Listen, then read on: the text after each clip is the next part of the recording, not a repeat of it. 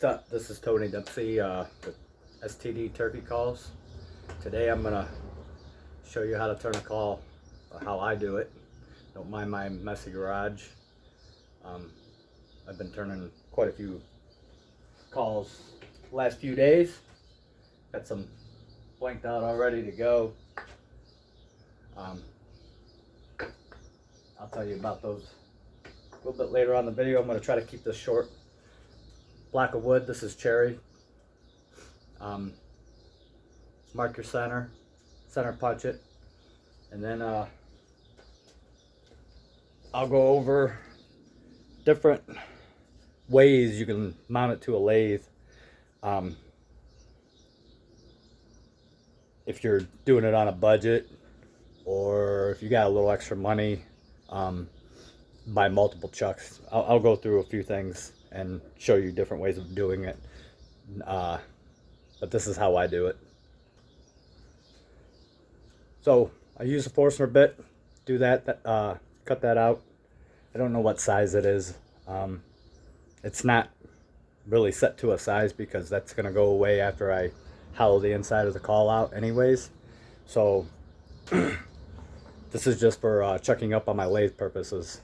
So I bore that out just a little bit, and then what I'll do is I'll go over here to my mini bandsaw and knock off the corners. It just helps with the turning process. I'll show you that here in a second. So I got it marked. Corners are kind of off. It just helps with the turning it round. So I'm gonna probably pause this video and so I can talk to you guys and whatnot. But I'm gonna chuck this up on the lathe, and we'll get turning on it. So this is a cold chuck.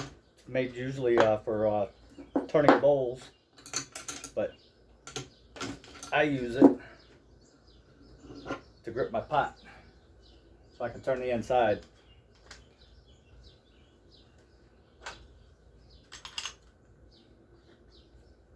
It's like so. That's how that does it, so I can turn the inside. Like I said, you don't have to do it this way. I happen to have a few of these chucks, and they all serve me a purpose. I have Nova G3 and a Nova G3. It's just so I don't have to change the jaws out. Saves a little bit of time. It is a little costly.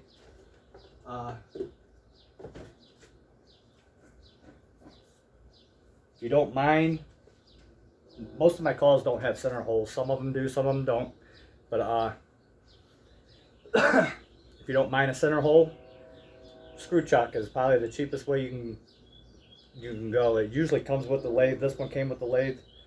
So I mean, you don't even have to buy one if it already came with it. So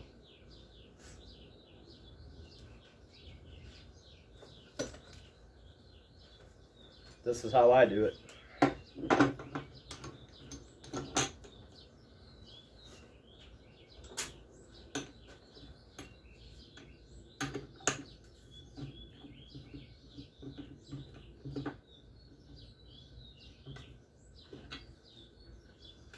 Another thing I did also was made me a pattern with my holes all already on it. I'll show you how I use this.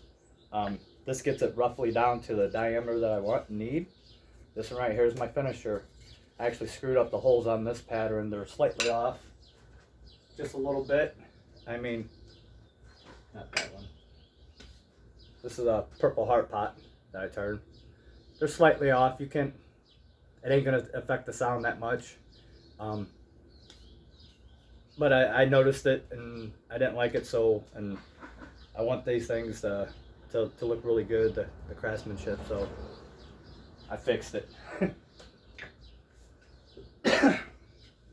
So once you get that up there, chucked up, tools. I noticed some of you guys that already turn calls already have your tools in mind and stuff like that. These are easy wood turning tools. This is the Easy Start set. I think I paid 179 bucks for it. Comes with a finisher, rougher, and a detailer. I just bought 2 minis to do a little bit more detailed work on strikers and stuff.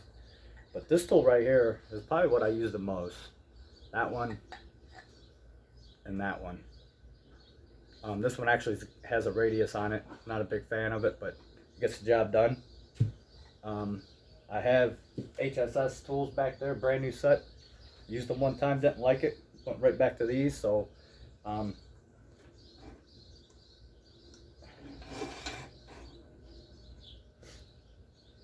that's what I use. My speed setup on my lathe is about 1100 RPMs. I'm a machinist by trade, so feeds and speeds I do know a little bit about. I see some of these guys turning pens and everything else at like 22, 23, 2800 RPMs. I think it's completely insane. You don't need to be doing that. I say do what's comfortable and safe for yourself. If it don't feel right, don't do it. I lost a fingertip at work about 10, 12 years ago. And I already had 12 years experience, thought I knew everything, and it happened. So if you don't feel safe doing it, don't do it. So it's that simple. So I'm gonna get started on turning this around. Here's another crazy thing about myself, because I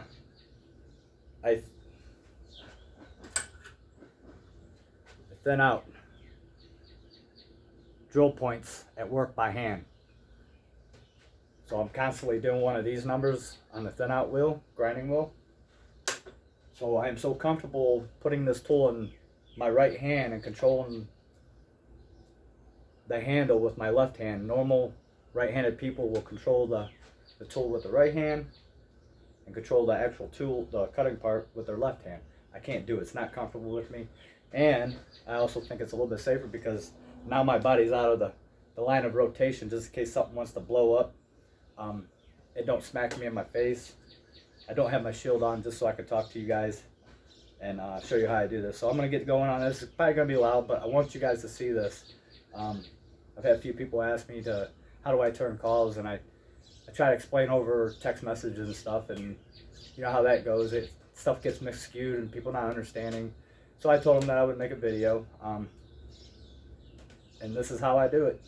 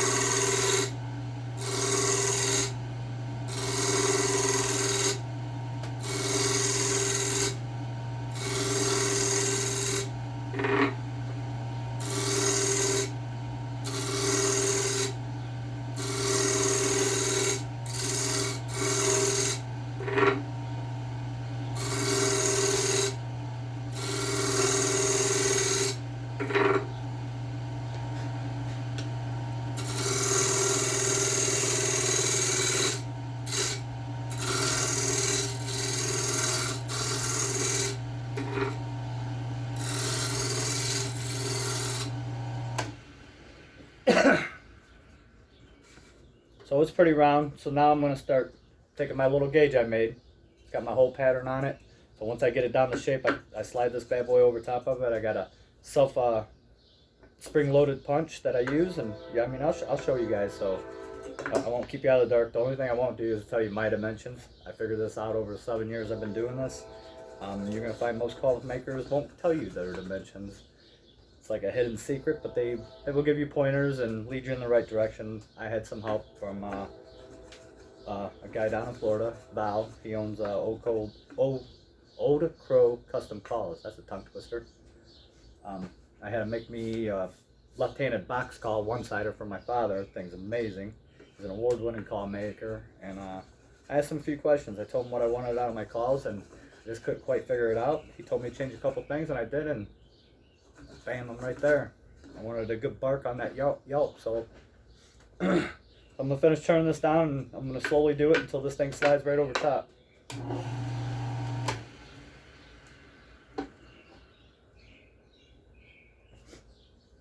And you see me hitting the top of this.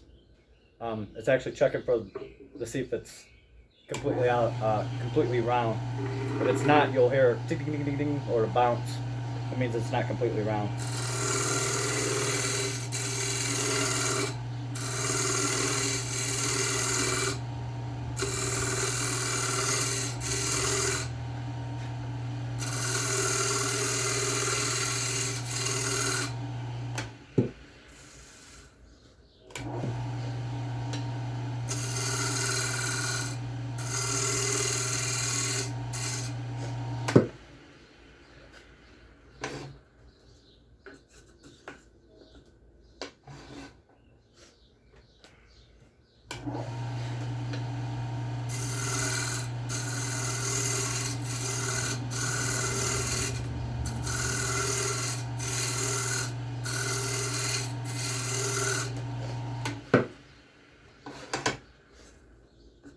And I got this to fit really snug like it's doing right now. So what I want to do is, I like having my wood grain going one way. I like striking against it when I'm playing on my playing surface. So what I try to do is I try to line up 2 holes or just the one perfectly in line with those wood grains. I don't know, it's a little pet peeve of mine, I guess. I guess when somebody looks at the back of the call and the holes could be all, you know, it makes more sense for me to do. So I look on the back, my grain's going that way, so I'm gonna double hole it, so I'll get those lined up pretty good. Slide this bad boy right over top of it. Like I said, I got this made to where it's got to be snug. Puts my holes right in the right place. Center punch. Maybe I need to turn it down just a little bit more. Let me do this.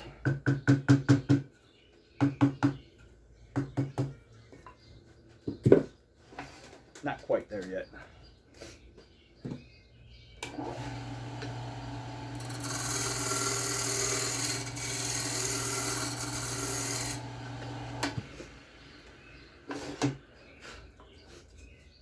Try it now. There we go. Yeah, that's better. Line it back up. Did do a little one. We'll get it close as possible. Dang it. What are you doing?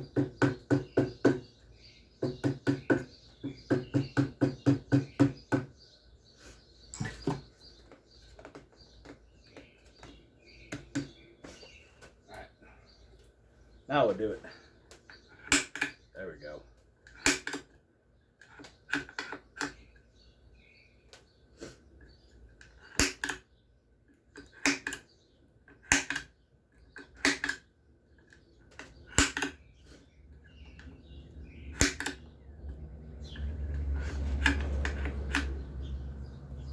Did that one.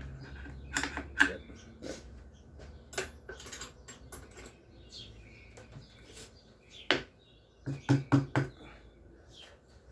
Once I get my holes marked, I'm done with that template. Because this one right here is going to finish my outside diameter to the thinness I want. It's a yellow heart pot I turned the other night. I'm going to make a ceramic surface out of it.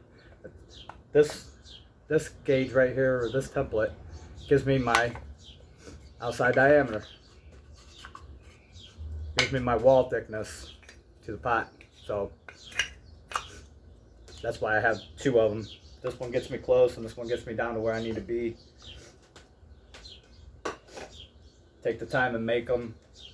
They don't have to slide over top. They can just lay right on the back if you want. You just have to keep on checking like what I did. So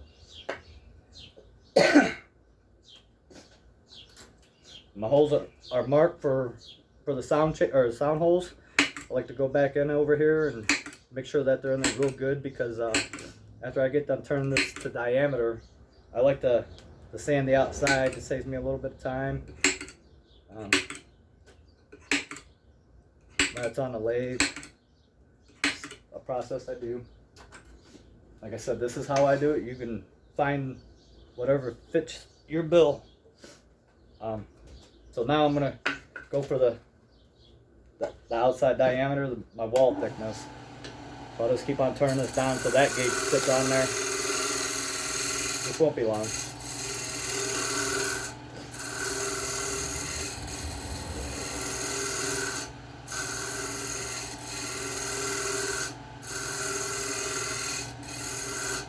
A couple passes. The other one's real close to this one.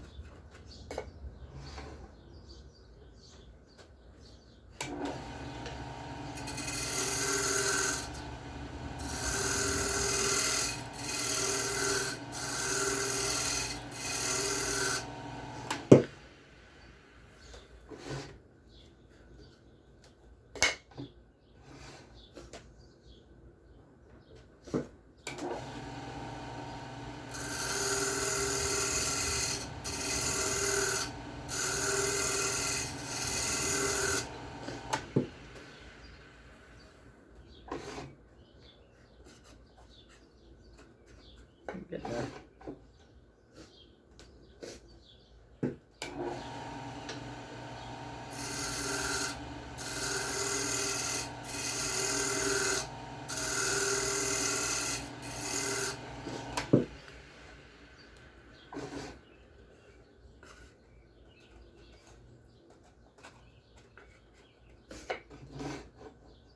That's another thing about this video. I'm gonna watch the time on this, and if it starts to get too long, I'll cut it off and make a part 1 and a part 2, or however long it takes me, so you guys ain't getting bored.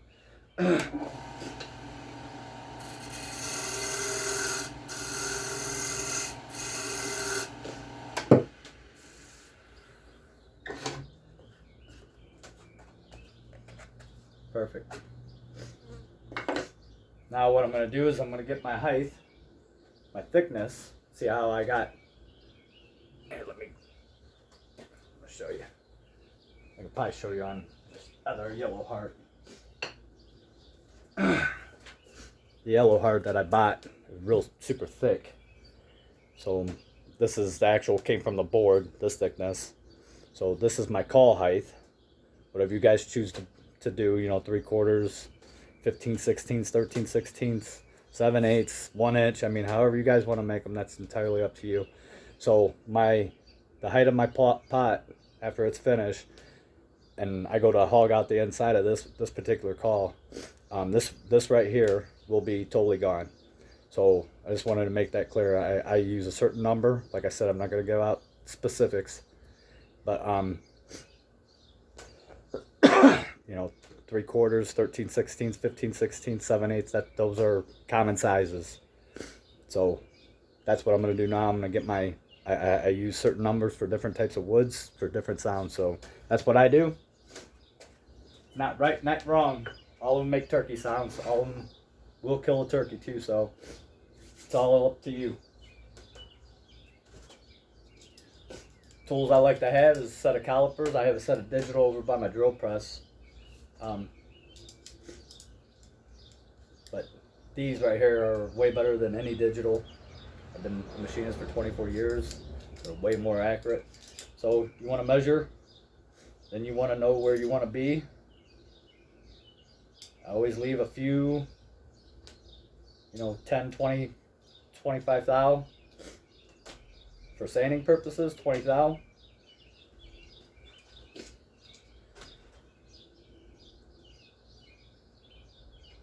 Mark it.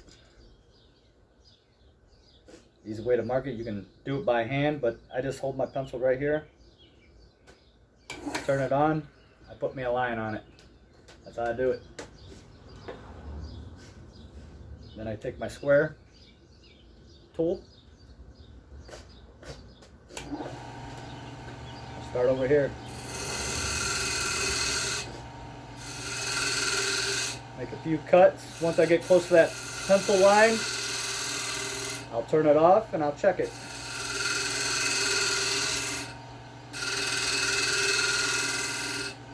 right now.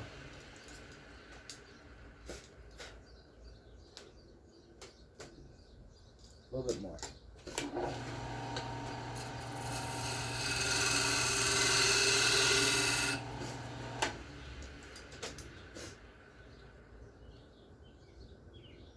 Perfect.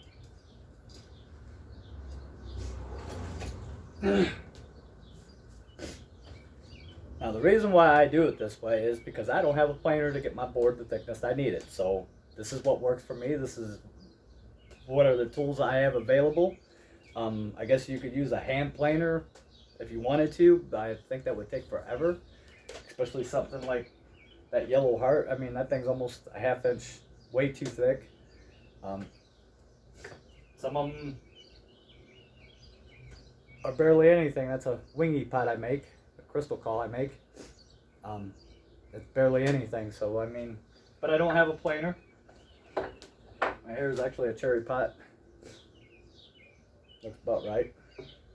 Some more thick, different thicknesses. Just got a shipment of blanks in, so.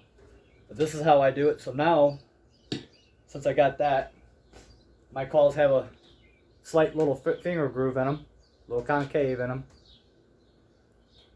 And it's also got a small little angle on the back. Just adds comfort to your hand and whatnot.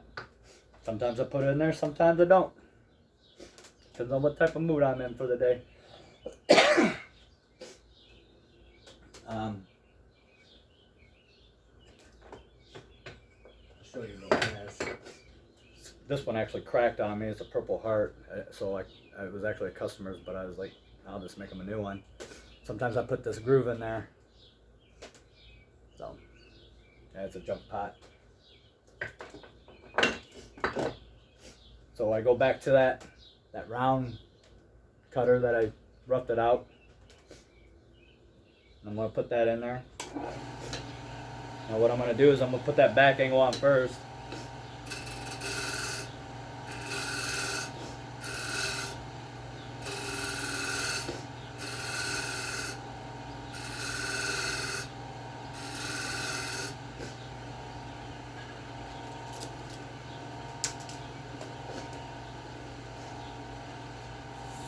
Get that where I want it, so that'll tell me where to stop on my finger groove.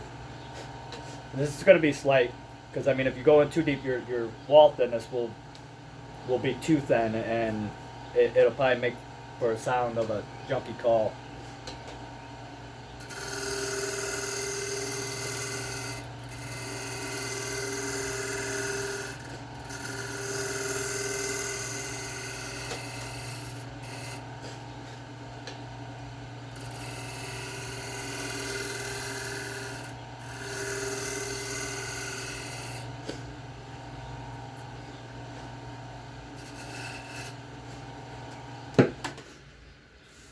So that's perfect right there. That's how I like it. I'll bring it a little bit closer. This wood drives my allergies crazy. So, yeah, that's what it looks like.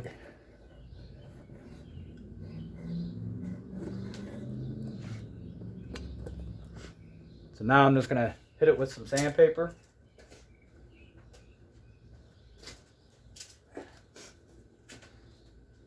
Like I said, don't mind my mess.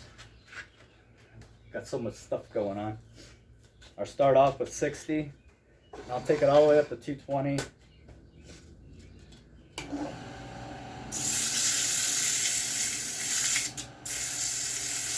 Should be wearing a mask when you're doing this. Like me, and certain woods drive my nose crazy, and I start coughing, and nose starts running.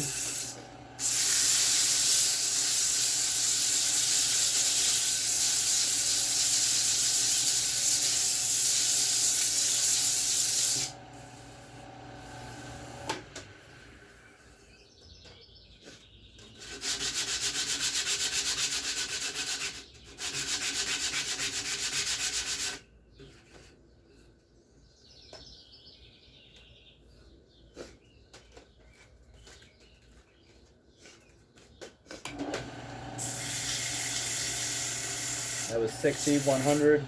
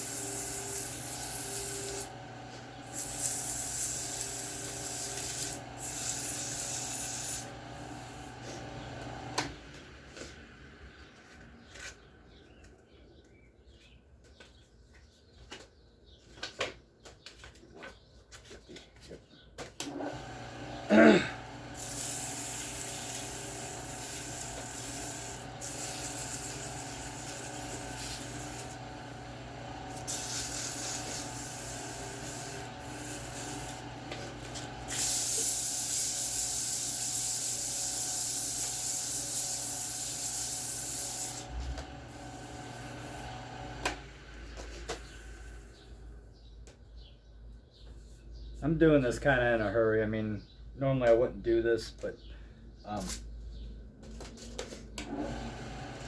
just because I want to make this video kind of short for you guys. I mean, we're working on 30 minutes now.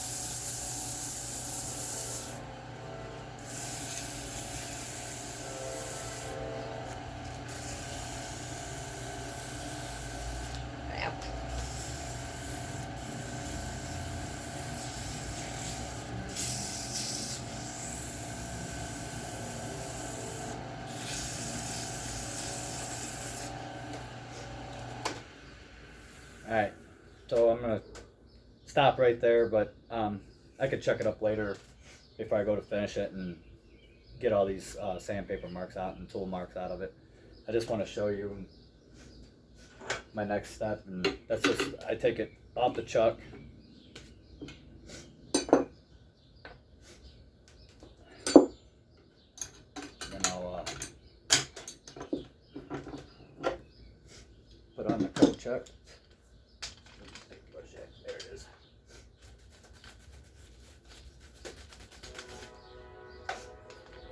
I'm ready.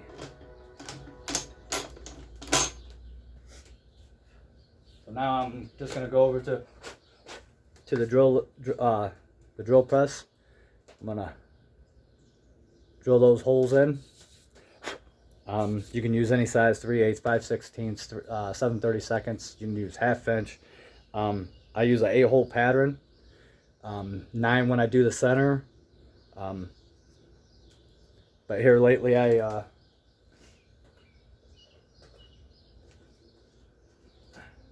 show you. I had these coins made. Got my S.T.D turkey calls. Got green and white. I put those on the back.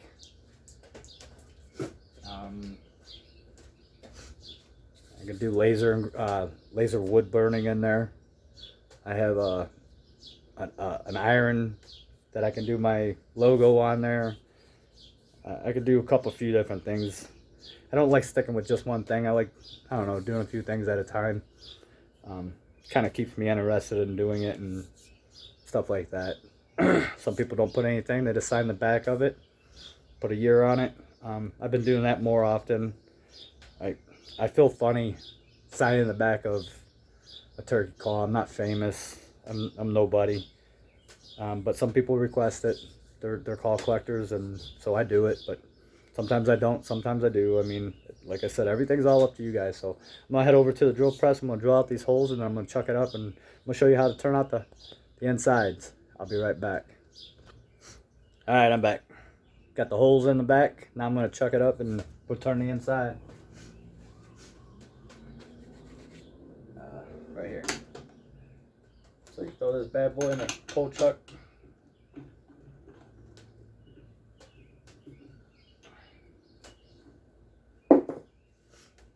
And I could do the inside before I go over there and drill the holes, but one thing about drilling holes after it's hollowed out on the inside is you'll get tear out, and it just makes for an ugly call.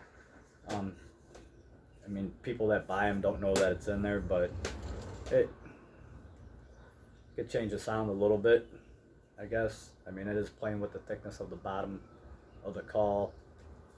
So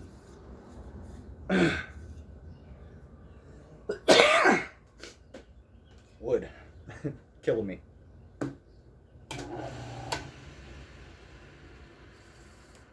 So, yep, I'm gonna turn the guts out. Before I do that, stuff I made my 2 patterns out from my whole pattern and my outside diameter wall thickness.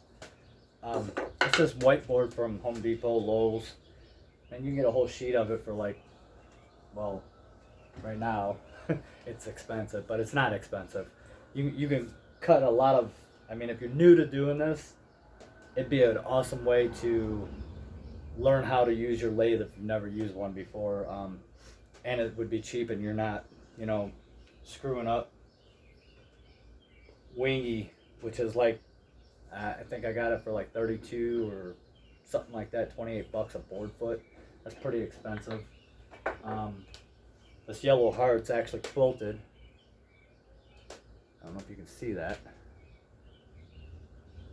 Yellow heart normally don't look like that. That's pretty expensive. I got some Gaboon Ebony. These are actually, I've already made a couple calls out of this. This is actually a guitar neck blank. Gaboon Ebony. This stuff is very expensive. I think I bought 2 boards. The other one was just enough to, I knocked off 2 calls. So, you know, 8 inches off the top of this board. I bought 2 of them. It was like close to 400 bucks. So, and I got some curly purple heart over there. It was like 85 bucks for the 2.5 board feet. It gets pricey. It gets expensive. So I mean, practice on some cheap wood from Home Depot. It turns pretty good. It turns like butter. Get your tools hot. I mean, it is what it is. But I mean, if you want to practice and you don't want to screw up expensive wood, I've never made one out of there. A turkey call. I suppose you could glue one up and see how it sounds. I guess it would give you an idea. I mean, it's going to be super soft wood, so the dimensions are going to play with you. I mean, we got our dimensions for certain woods. I don't do the same thing on Osage as I do yellow heart or purple heart or cherry. I mean, my pedestal diameter changes my pedestal thickness. The wall thickness on the pedestal changes depending on how I want the call to sound. You know, smaller diameter, raspier, wider diameter, you're going to go a more clearer yelp off of your calls. So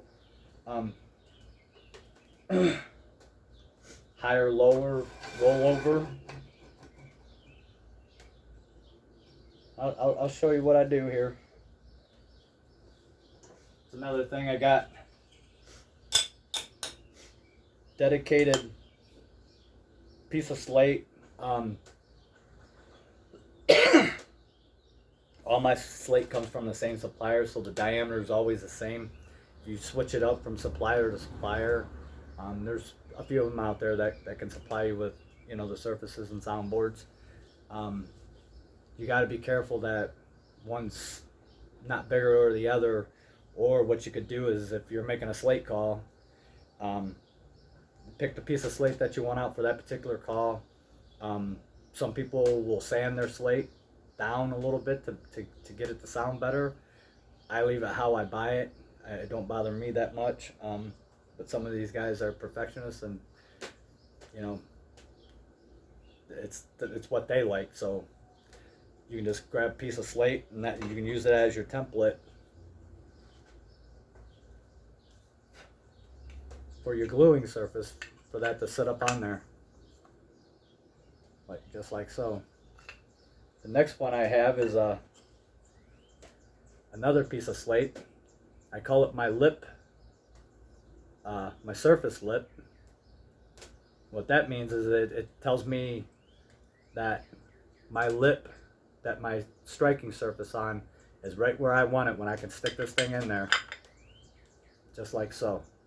So my striking surface is going to sit on that lip. This right here is going to sit right on the inside of that, and that gives me my sound chamber for my soundboard. And I'll put this in there so you can see it's actually a 3-inch slate. These are 3.5-inch calls, by the way, too. They're not 3-inch. So just want to kind of show you.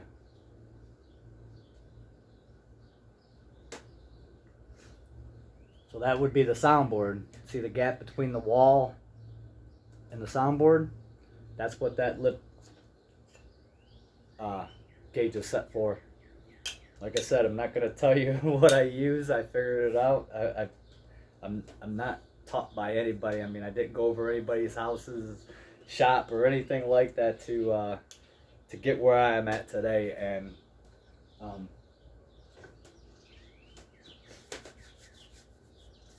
yeah, if you're a beginner at this, you're gonna get this a lot.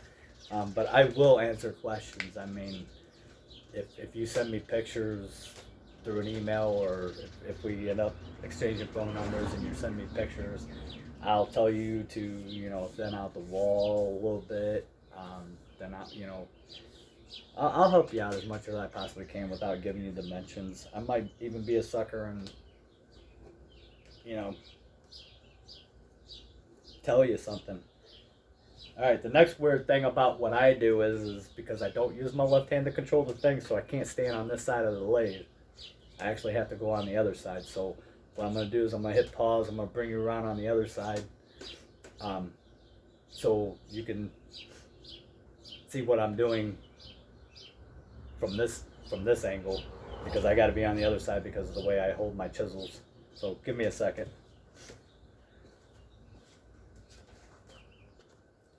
So hopefully you guys can see that. So this is how I do it. I'm gonna just go at it. I'm gonna first get my this lip off of here so my size is right.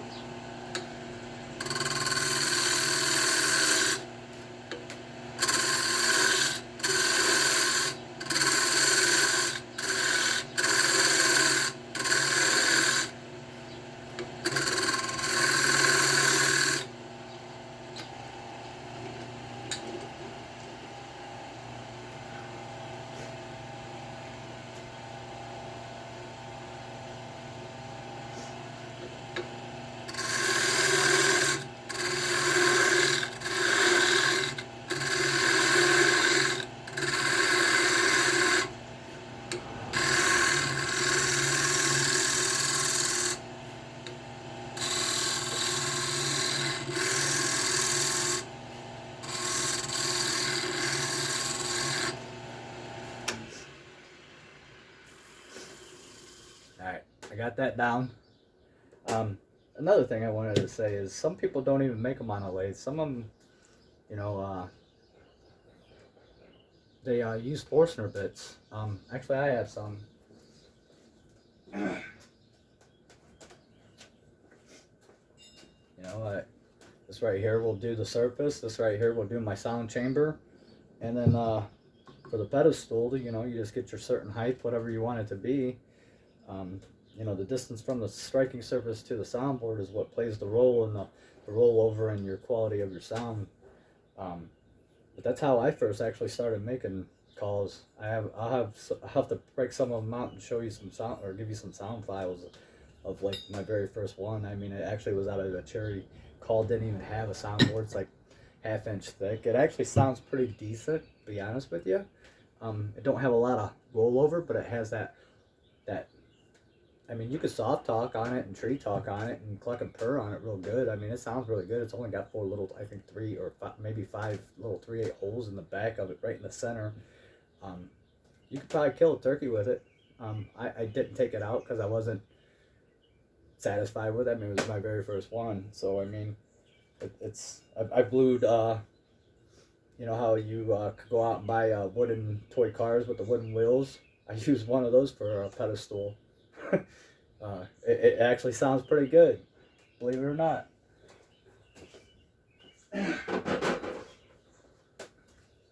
All I have to say is just get creative with how you want your sound to be.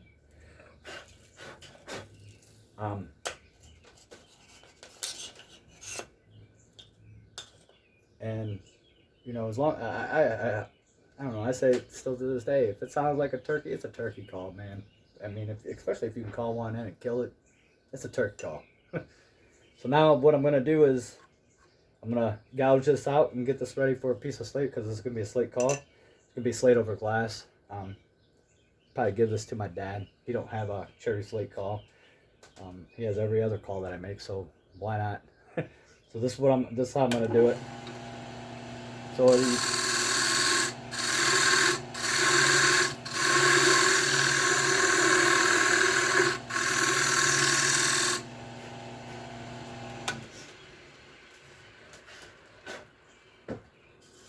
So I always start off kind of big.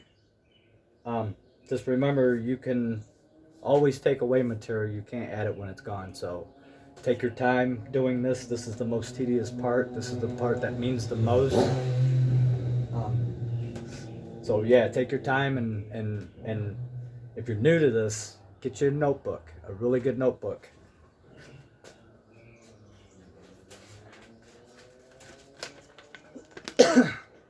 I actually found this on the internet. I don't know who it belongs to. I'll probably get sued for showing it. I mean, but there was really no name on it. I found this. I have a notebook full of these. Up here, there's no place to put it, but up here I put the type of wood. Prototype 1. If I didn't like the sound of that, I would start all over with a new piece of paper and put prototype 2 and change one dimension at a time. You know, pedestal width, the height of the pedestal, stuff. All that stuff matters. The thickness of the walls. That was one of my biggest thing, was the thickness of the walls. You know, the bottom part too. The thickness. You want to play around with that too, and to achieve the sound that you're going for. I do have this picture on my cell phone, so I actually could send it through a text message. You might have to play around with the size on it and get it blowed up. It's a little blurry, but it don't. I mean, you can label it however the heck you want. You can white all this stuff out and do your own stuff. So I'll put my website info on the bottom in the description, and you can get my info through there. I can send it through email. But yeah, get you a notebook, and write down everything. You know, first prototype, cedar call, first prototype, cherry call, whatever it may be. I mean, whatever you guys want to do. But this is how I do it.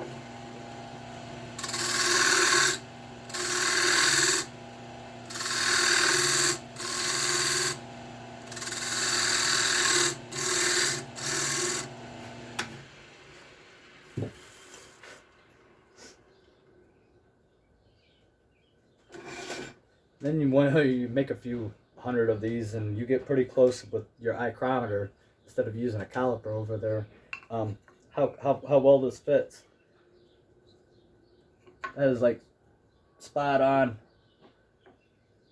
You always want to put a little gap between your slate or your calling surface and your outside rim, for the contraction and expansion of the wood. If it's tight on there, it could squeeze that glass down and shatter.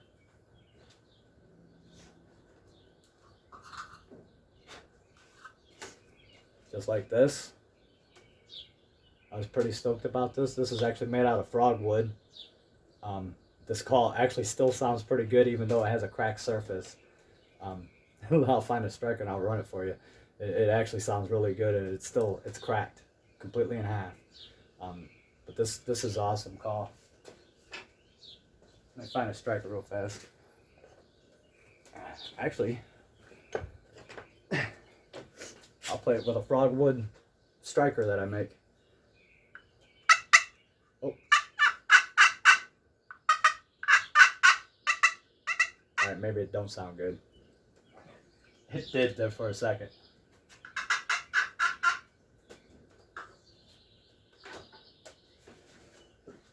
Well, anyways, so what you want to do is get your surface going. I like mine sitting flush with the wood. Flush to the wood, or a small little lip. I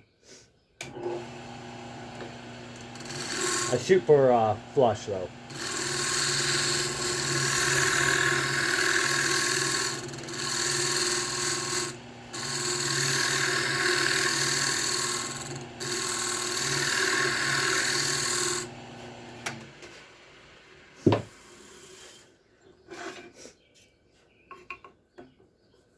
a little bit more.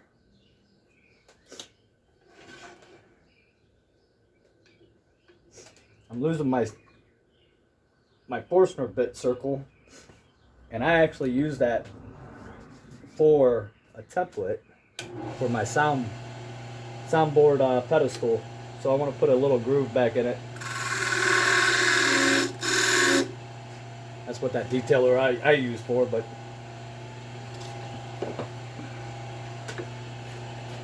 I don't want to lose that diameter.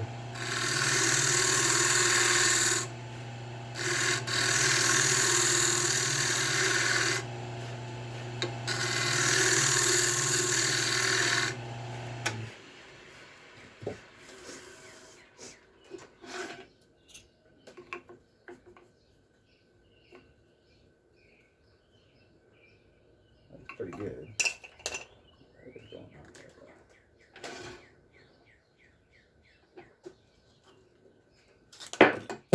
Oh, that scared me.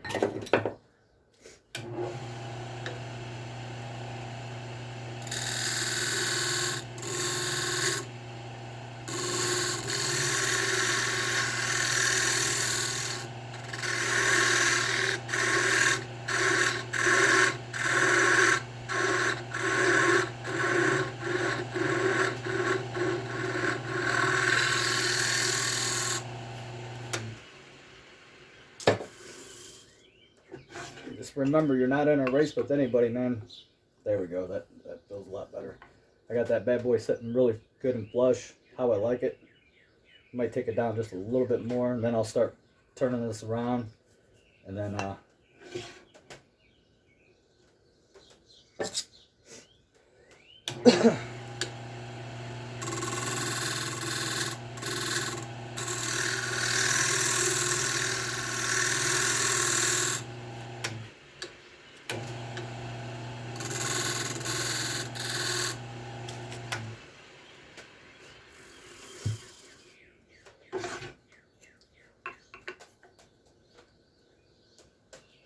feels pretty good. I like it. So now I'm done with that. That's my striking surface. Now I'm gonna use that lip gauge. I'm gonna hog that bad boy out now.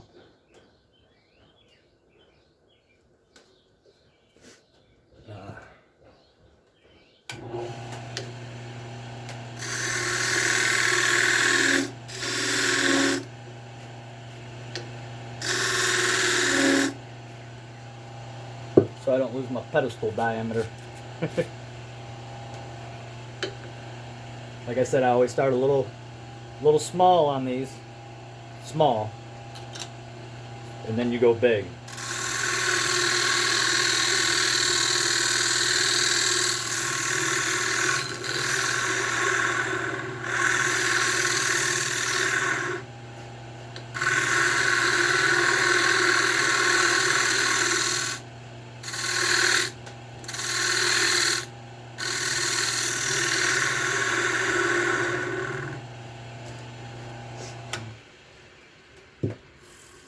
I know this is going to be too small, but I just want to show you guys. Yeah. Now I could leave it there. I mean, I'm putting a glass soundboard. The only thing that's going to do is quiet the call down a little bit more. You know, there's not so much sound travel going through it. So I mean, I could leave it that way and it'd be perfectly fine. Your sweet spot won't be until probably like 1/4 inch or a 1/2 inch down from the edge. Most sweet spots on calls are usually about 1/4 inch to a 1/2 inch. And I think that's part of the reason why I don't know. Like I said, I'm still learning. I'm self-taught. I could be talking out my ass right now for all I know. I just know what works for me. I got calls that sound really amazing.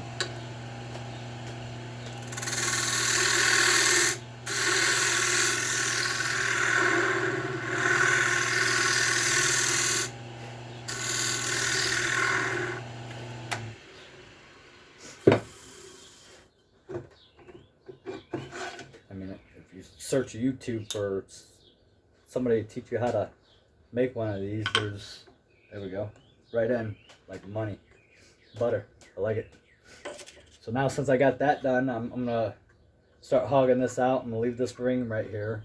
That's gonna be part of my pedestal for my soundboard.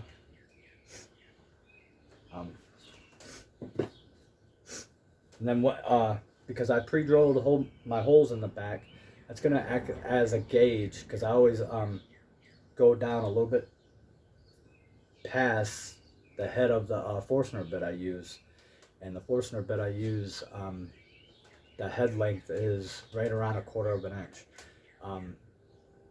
Now this being a softer wood, I'm probably gonna leave the bottom a little bit thicker than I normally would, as I do my exotics like my Purple Heart, Yellow Heart, Wingy, and my Osage. I know Osage ain't exotic, but it's up there in the Jenka hardness. Cherry is not. All those pots I just said, those types of wood, those are like 2,000 plus Jenka hardness. So I mean, you're talking cherry, which is like right around 1,400, I think, 1,200, somewhere around there. Could be wrong, but I mean, you're talking almost 1,000 pounds of pressure difference in the hardness from this wood to the exotics. So to get that sound to bounce off and get it to give it a nice, good, clear yelp with a little bit of raspiness, I'm gonna leave it a little bit thicker than I normally would on those. So normally, you know, 3/16 of an inch, somewhere around there, 1/8 of an inch, a little bit thicker than that. Like I said, this is all personal preference.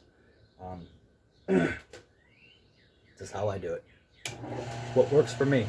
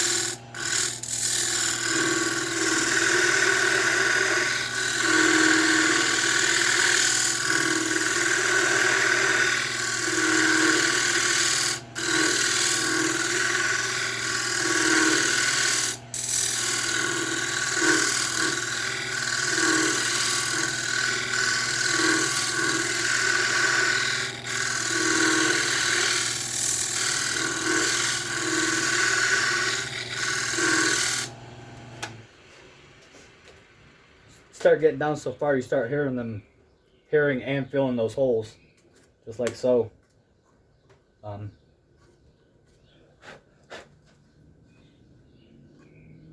Now what I'll do is, I got a depth gauge.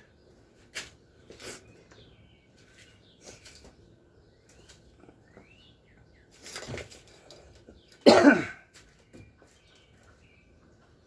I'll take a measurement off the bottom through my hole. And I want it set for a certain dimension, so I'll preset it right here.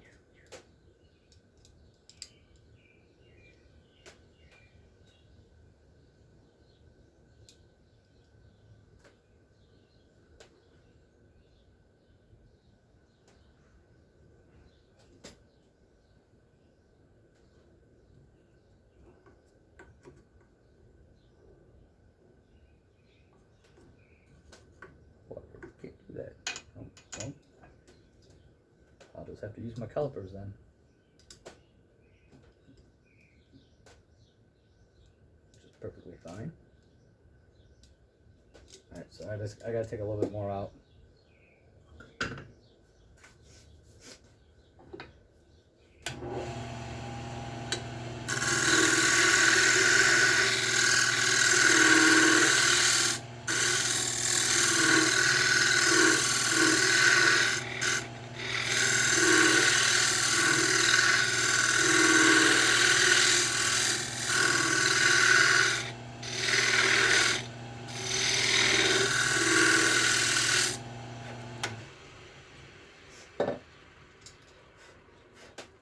hogging out the majority of this stuff, I guess you can get a little carried away and not pay attention.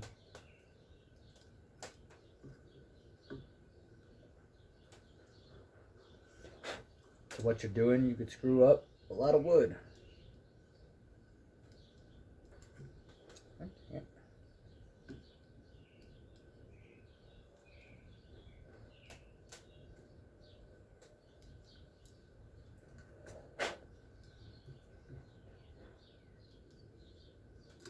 Just a little bit more, and then we'll call it good.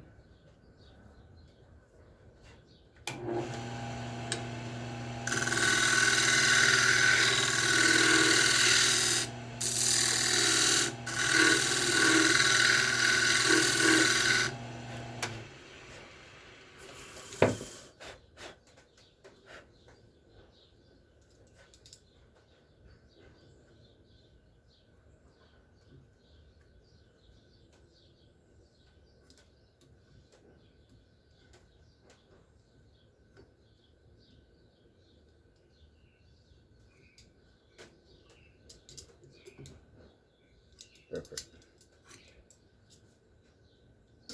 I suppose if you wanted to, you could leave that solid. I don't know how it would sound because I've never done that. But my next step is I'm going to get my glass soundboards.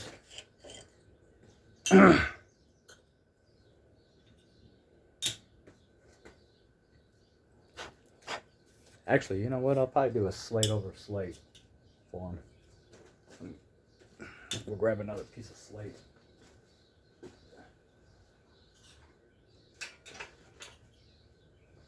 Yeah, that's what I'll do. I'm going to do a slate over slate. So I grab two soundboards. The way I do it is I go two soundboards high, and the top of the second one should set even with right underneath my playing surface, because when you take it out, it's going to set however thick your soundboard is below that. You try one like that and you don't care for the sound, you can try going right before it, meaning don't take off so much, and this sticks up right above that to get the soundboard closer to the striking surface. Higher pitch, squeakier noise. You can drop it down, a little bit better rollover. Your diameters, the thinness of your pedestal walls play a big difference. You just got to play around with whatever's going to work for you and what sound you're looking for. It's going to take a lot of time. You're going to get frustrated. You're going to feel like giving up, but don't if you want to do it.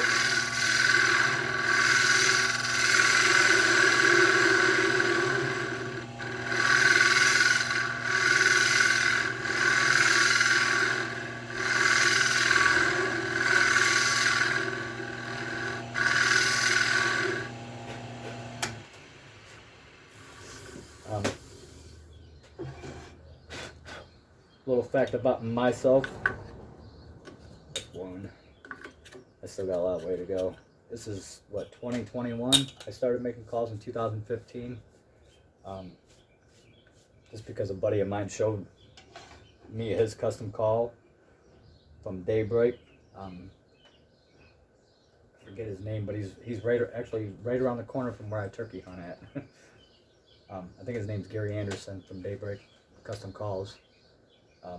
Didn't even know there was a custom call maker so close to me, but I don't know him personally, never met him. But I started making them for myself because I mean I'm a machinist one, and I like to tinker around with stuff, and I like building stuff with my hands. So that one of the biggest reasons why I got into it. Then it just became an addiction, along with turkey hunting. 365 days of the year, I think about turkey. I think about turkey hunting more than I ever do deer hunting. So, I mean, it is what it is. So, but to tell you about my little turkey call business, I have a website. I got it plastered all over my truck. I don't sell a lot of calls. I don't have a waiting list. People don't know who I am. I sell between, at the most, I did 1 year, it was like 50 calls in 1 year. I think this year I've done 30, maybe 30, somewhere around there. So I mean, I'm not making any money. I'm actually more in debt than I am with this stuff because I see a piece of cool looking wood and I buy it. So I mean, then I start learning that piece of wood. I mean, even if it's if it's a new piece of wood and I don't know nothing about it, you know, I got to start the process all over again. I cut 3 or 4 blanks and I go with my basic standard between the Jenga hardness of what I'm used to, and I make small adjustments and I write them down and I start from there. So I mean, a new piece of wood is a new learning experience, but I think it's cool, and I think it's cool that somebody did this years ago. I mean, way before I was born, probably before you were born, coming up with the stuff, you know, picking up slate out of a river bottom and taking a stick and striking it and calling in turkeys and killing them way back in, you know, the settlers' times. I think it's the coolest thing in the world. It's the neatest thing in the world. You know, we use these devices, these musical instruments, to communicate with a wild bird that we're wanting to shoot in the face. So I think it's cool. So yeah, just I don't know, have fun doing it. Just have fun. Period. I mean, that's what it's kind of about.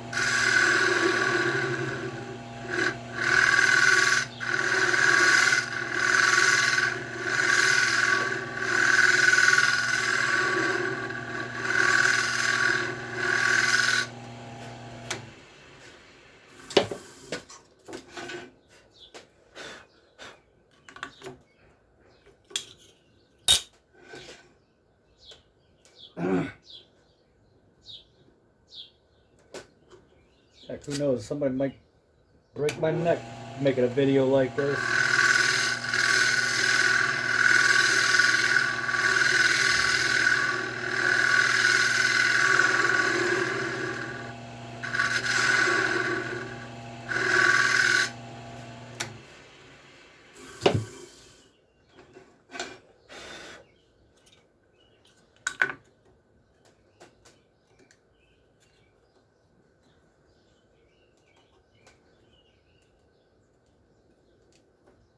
You just don't get no closer than that.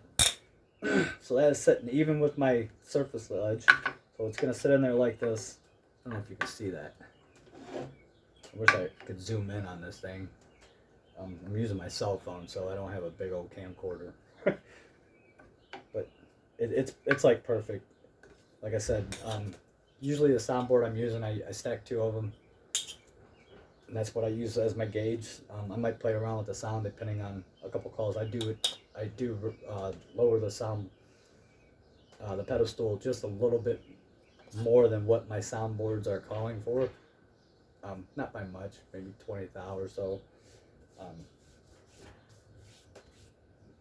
So yeah, now I'm gonna hollow that out and get my pedestal thickness, my wall thickness on that.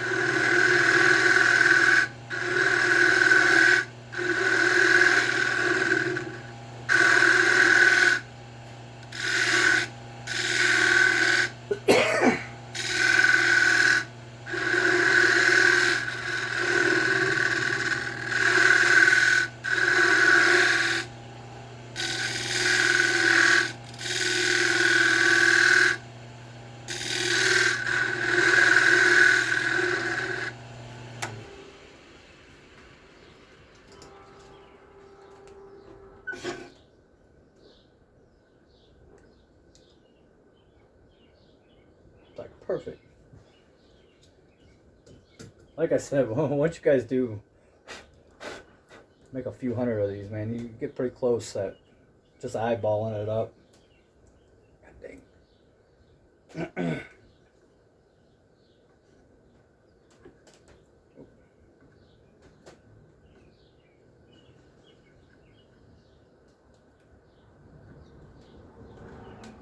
Just like that.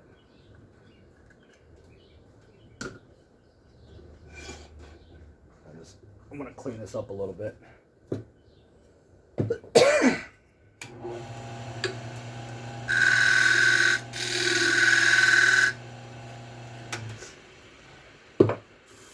So now I'm just gonna hit. I don't do a whole bunch of sanding to the inside, just because nobody's gonna see it. But I do get it kind of, you know, somewhat smooth because I do finish it. I do. I use Winnemex polyacrylic. Sometimes I'll use True Oil gun stock finish on my calls. I don't know, it just depends on how beautiful a piece of wood is, or if somebody's, you know, just wanting to collect it. I probably put the gun stock because it has a way better finish. It's just a little bit more time consuming. If somebody's wanting to take it out in the field, I'll put the polyacrylic on it. It makes it somewhat waterproof. Not 100%, but pretty darn close. So yeah, I'll sand this up and pretty much this is done.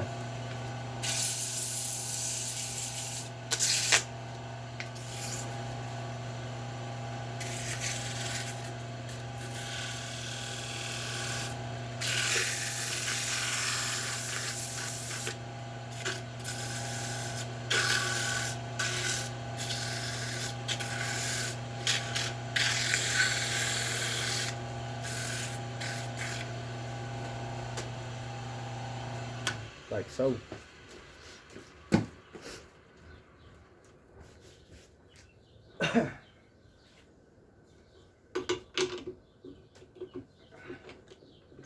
Alright, so there's the finished pot. Now you could leave this pedestal full, or you could put it on the drill press, or a hand chisel. Use some grooves in there to let more sound go through there. It's what I do. Like I said, I'm not going to tell you. There's little secrets I told you I won't tell, but yeah, I would put a finish on this. I'm going to sand it up a little bit more, but I'm going to do that off camera. Just get rid of some of the sand lines. Yeah, it'll look something like this when it's done. No. Just like so.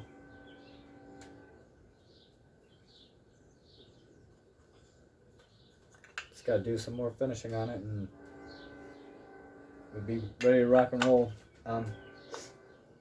Thanks for watching. I don't know, I'm not good at being on the camera, so, but if you got any comments, questions, like I said, I'll put my website on there and you can get my info from there. I'll probably drop my phone number down there too, if it'll let me. I don't know too much about YouTube.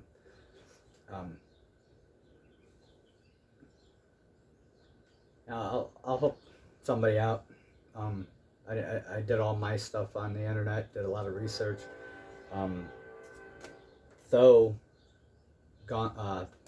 Game Call Forum moved off the internet and they're on Facebook. I'm not really on Facebook, so you know, the information you could probably find on there and ask. I mean, some of you guys would probably know, but I just learned by buying a lot of stupid stuff that I didn't need, and the only thing I wish I would have done was buy a direct drive. Well, it's not even really direct drive, but a speed dial lathe. This is belt driven. I got to change the speeds.